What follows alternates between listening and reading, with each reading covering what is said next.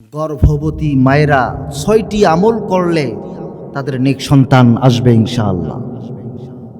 ১ নম্বর হলো দোয়া শেখায় দিচ্ছি, মা বোনেরা ভালো করে শোনেন।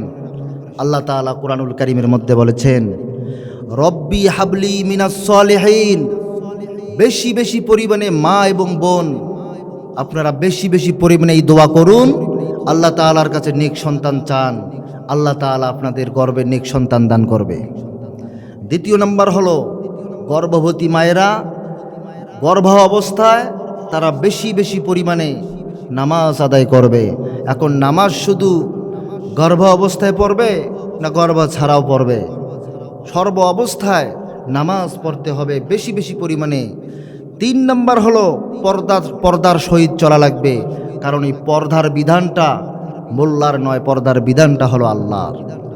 আল্লাহ তাআলা বলেছেন, وَقَرْنَ فِي بُيُوتِكُنَّ وَلَا تَبَرَّجْنَ تَبَرُّجَ الْجَاهِلِيَّةِ الْأُولَى। আল্লাহ রাব্বুল আলামিন বলেছেন, তোমরা জাহিলি যুগের নারীদের মতো চলাফেরা করো না। কারণ হলো জাহিলি যুগের নারীরা খোলামেলা চলতো, তারা বেপরদা হয়ে চলতো, রাস্তাঘাটে এমনভাবে চলাফেরা করত, যুবকেরা অন্য মানুষরা পরপুরুষরা তাদেরকে দেখে ইনসাল্ট করত, এমনকি তাদেরকে দেখে জিনার দিকে ধাবিত হতো। এই জন্য বলতেছিলাম, মা বোনেরা ভালো করে শুনে রাখো, তোমরা যদি পর্দার সহিত চলাফেরা করতে পারো তাহলে আল্লাহ রাব্বুল আলামিন তোমাদের গর্ভের মধ্যে আল্লাহ তাআলা নেক সন্তান দান করবে। ৪ নম্বর গুণ হলো, এই ৪ নম্বর কাজটি যদি মা বোনেরা করতে পারে তাহলে তার গর্ভের মধ্যে নেক সন্তান আল্লাহ তাআলা দেবে। সেটি হচ্ছে কুরআনুল কারীম বেশি বেশি পরিমাণে তেলাওয়াত করবে। শুধু তেলাওয়াত করবে অথবা তেলাওয়াত শুনবে, এই কাজগুলো যদি করতে পারে আল্লাহ তাআলা তার গর্ভে নেক সন্তান দান করবে। ৫ নম্বর হলো কোরআন নিজে শুনবেন অথবা শোনাবেন। কারণ বর্তমান দেখা যাচ্ছে এই মিডিয়ার যুগ, বর্তমান দেখা যাচ্ছে অনলাইনের যুগ।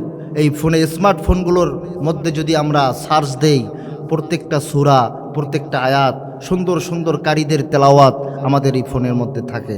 এজন্য মা বোনদেরকে বলবো, আপনারা যারা কোরআন তেলাওয়াত করতে পারেন না, আপনারা স্মার্টফোনগুলোতে আপনারা তেলাওয়াতগুলো চালু করে দেন, সুন্দর করে শুনবেন অথবা শোনাবেন, ইনশাআল্লাহ আপনার গর্ভে নেক সন্তান আল্লাহ তাআলা দান করবে।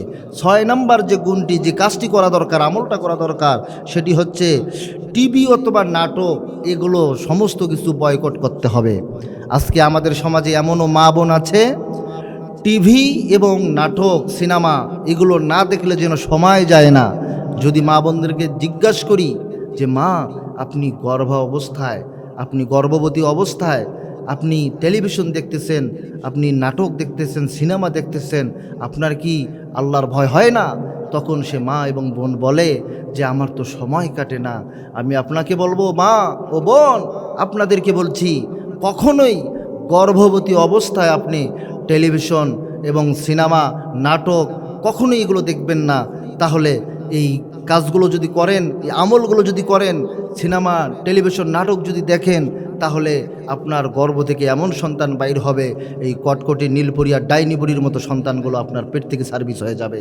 সুতরাং আপনাকে আহ্বান করব, আপনি কখনো গর্ভবতী অবস্থায় এই কাজগুলো করবেন না।